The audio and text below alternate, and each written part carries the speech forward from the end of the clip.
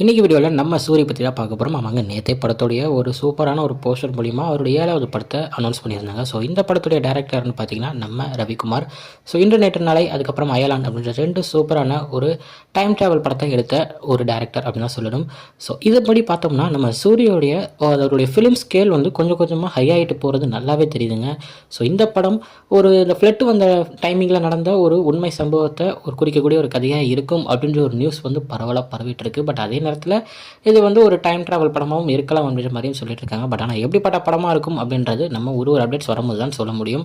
So இந்த படத்தை வந்து பார்த்திங்கன்னா மைத்ரி மேக்கர்ஸ் தான் ப்ரொடியூஸ் பண்ணுறாங்க.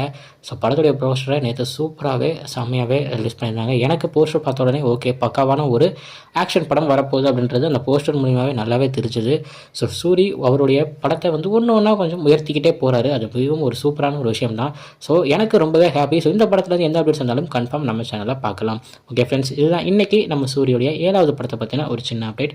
இன்னொரு வந்து பார்க்குறேன். அது வரைக்கும் உங்களை இருப்பது உங்கள் ஜஸ்வின்.